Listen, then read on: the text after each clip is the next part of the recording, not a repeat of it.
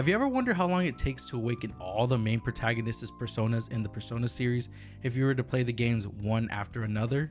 Well, I did just that. After playing Persona 3 Reload in preparation for the DLC episode Aegis, I got to witness the glorious Orpheus awakening, and it got me to thinking, that was a decent time, and I wonder how fast I could do it in every Persona game. And at that moment, I knew I had to try for myself. Now, Persona has 6 games in the series: Revelations Persona, Persona 2 Innocent Sin, Persona 2 Eternal Punishment, Persona 3, 4, and 5. All these games are pretty lengthy, but for the most part, the awakenings are pretty early in the games, so this shouldn't take me all that long, right? So first, a couple parameters before we even get started. First, of course, we're going to be tracking my time, speedrun style.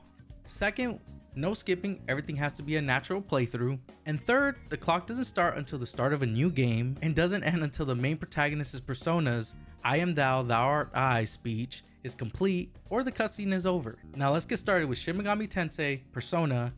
But first, hey guys, my name is Peter, aka King Exodus, and in the comments, predict how fast you think I'm gonna do this, and we'll see how you did at the very end of the video. Alright, let's take you through my journey completing this challenge. The first game in the series is 1996's Revelations Persona for PlayStation, but it did get a PSP port in 2009. With improved cutscenes, reworked English voice acting, and some game balancing fixes, and that's the version we did first. Game begins with the main protagonist Naoya and a group of teenagers doing a Persona ritual, which leads to some shenanigans and your character ending up in a school hospital bed. Upon waking up, you can start to explore and look for some of your friends. To be honest, the dungeon crawling elements from the first Persona game threw me off a bit, but eventually I was able to complete all my tasks and find my friends at the courtyard, with intentions of going to meet our friend Maki, who's bedridden at the local hospital. Again, the dungeon crawling elements got me a little confused, but once eventually I was able to get to a room, it sets off a chain of events that ultimately leads us to our first battle versus demons and our awakening of Simon Kongu, and clocking us at 22 minutes and 20 seconds. Easy money if you ask me. 1 down, 5 more to go. Next was 1999's Persona 2 Innocent Sin, and this would also be the PSP port of the game. Starting us off as Tatsuya Suo chilling next to his bike before he's lightly bullied by some of his classmates. Your principal will come out to break it up, and another classmate will task you with looking for Miss Psycho. To lure her out, you must speak to a couple of people, including some random students in the courtyard, 1st and 3rd floors of the school. And now that we have an overworld character, it made it even easier to get around. But still, I did slightly forget the people that I had to talk to, which cost me some time, but eventually she would spawn next to our bike. After a short conversation, a friend of Tatsuya, Lisa Silverman, tells you of a classmate that's been kidnapped and a note urging Tatsuya to save her. Upon your arrival, you quickly realize that this is not a kidnapping, but some sick way to get Tatsuya to show up and join a band with Mikhail Ikechi. This leads to a short combat scene and the awakening of Volcanus, and clocking us at 38 minutes and 12 seconds. 2 down, 4 more to go. Next is a direct sequel to Innocent Sin with 2000's Persona 2 Eternal Punishment. This also got a PSP port, but it never released stateside, so we're going to be playing the PS1 version of this game. Popping that PS1 starting screen was so nostalgic and brought back so many memories. By the way, this was a digital copy running on the PlayStation TV. Why were there skips like if I was actually playing on a PlayStation 1? I thought it was weird, but oddly perfect for the PlayStation 1 vibe. This one begins with a short introduction to Tatsuya and how he's doing after the events of Innocent Sin. After you finally take control of this game's protagonist, Maya Amano, she pulls into her job at a local newspaper. She meets with their chief that doesn't really like her and tasks her with writing a story on the Joker phenomenon, which is a rumor that if you call your own phone, he comes to kill you. No, not that Joker, but this Joker. Before Maya can hop on the elevator and go investigate, you must speak with all your coworkers, or Yuki, your coworker, doesn't let you leave. Upon completion, you'll meet Ulala in the lobby and you'll both go to Seven Sisters High to look for some answers.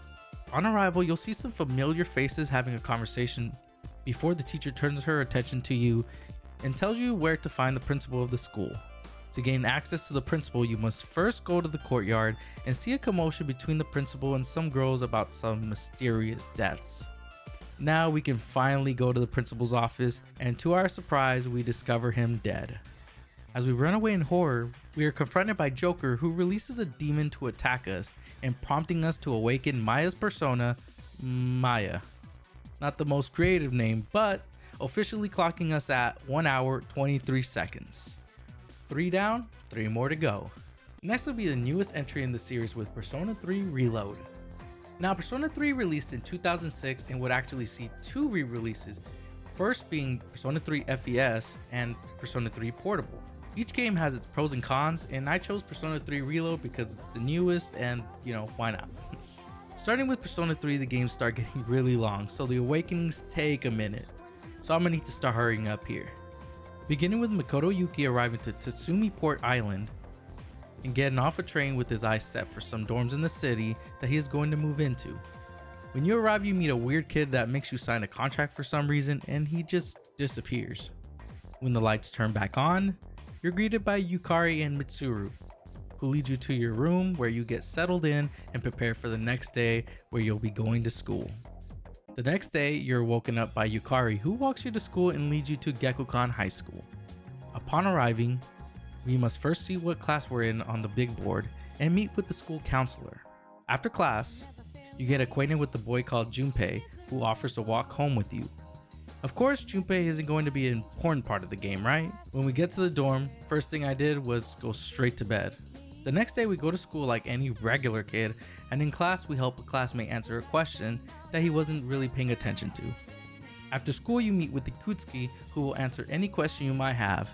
For me, I don't got any questions, I gotta go to bed to progress the story, bro. During our sleep though, we are visited in our dream by Igor, who tells us about the Velvet Room and what destiny lies ahead for Makoto.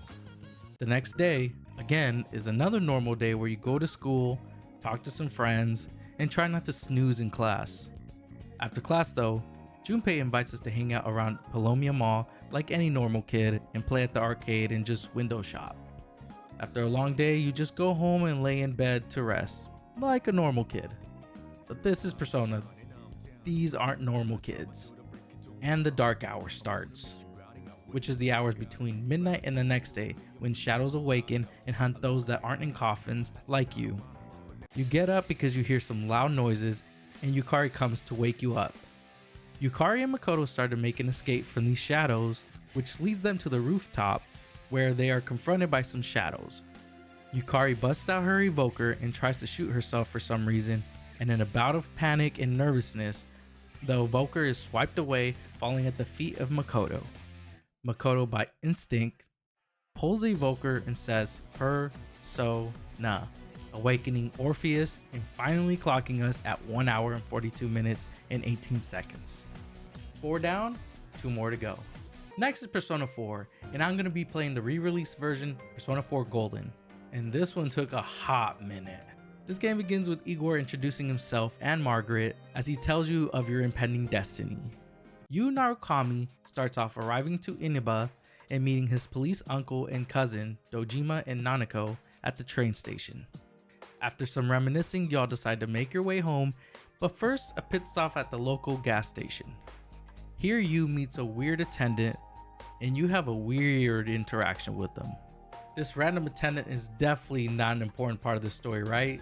Before we head to bed to end the day, we have a family dinner in front of the TV to set up some narrative of the story and what's to come. When Yu goes to bed, he has a horrible dream in where you're running in a single corridor leading to a battle versus an unrecognizable character that's engulfed by fog. Technically we use Izanagi, but doesn't count as an awakening. After an unwinnable battle, Yu wakes up to get the next day started. When arriving at the school, the homeroom teacher introduces you to the class and seats you next to this short-haired young girl. After class, the girl introduces herself and her friend, Chie and Yukiko, who decide to walk home with you. As the group walk home, they stumble into a murder crime scene which Dojima is investigating, and instructs you to go home at once. After a short dinner with Nanako, you can finally go to bed and progress the day. Surprisingly, the next day starts with you walking to school and sees a classmate as he is crashing into a trash can. The classmate gets up and introduces himself to you as Yosuke, where you realize you're late and head straight to school. Chie and Yosuke invite you to go out to eat at Junes, a mall that Yosuke's father is a manager at. There you meet Saki, who Yosuke has been crushing on, and Chie mentions a rumor of the Midnight Channel, where if you look at the TV at midnight, you see who's believed to be your soulmate. Definitely worth a try for Yosuke, and you decide to see it for yourself too. Once midnight got here, you looked at the TV ready to see his soulmate, and to his surprise, he saw a figure that resembled Saki, and the TV drew him in and found out he could stick his hand in the TV for some reason. The next day you meet with Chie and Yosuke to discuss about the girl they saw on the TV, and you explain this revelation that you can go into a TV. Of course they didn't believe you, but Chie's family needs a new TV conveniently, so what better place to window shop than Junes? There Yu decides to test the TV out and to see if he can stick his hand in which surprises the group, and in a frenzy, they all end up falling into the TV world. Not knowing where they are, the group decides to explore and find a way home, which leads them to a room where it had a gruesome, eerie vibe, and definitely not a way home. As things look grim, they meet a bear named Teddy that warns them of random people being shoved into the TV world and being attacked by shadows, and helps them head back to their world. After a sluggish day, you decide to go to bed. Unfortunately, the next day, it is discovered that your classmate Sakiko Nishi was found upside down on a telephone pole.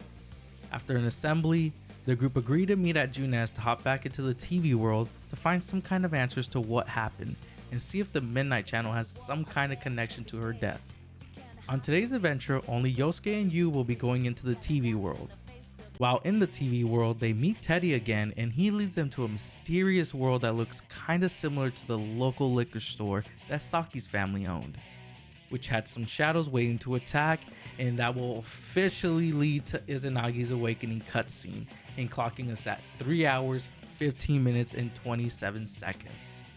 I told you it was long, but 5 down, 1 more to go. Now Persona 5 is all that's left, and we're going to be playing Persona 5 Royal. Starting off with one of the best intros in gaming, where Joker's trying to escape being captured by police.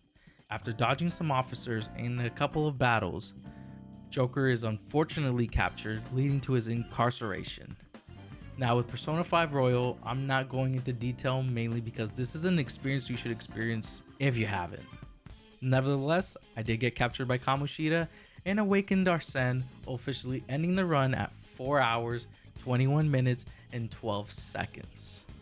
How close was your prediction? To be honest, I thought it was going to take me 5.5 hours, so a 4:21 is pretty impressive to me. But I know I could have saved a lot more time, so maybe 4 hours or less is really not out of the realm of possibility. Maybe I'll go back and try to beat my time, because this was actually a lot of fun for me. Getting to experience how far these games have come along since that early dungeon crawler to where we are today with Persona 3 Reload. And if you want to watch the entire run, it's a live stream on the channel. Let me know in the comments what you thought of the challenge and if you're going to take a crack at it.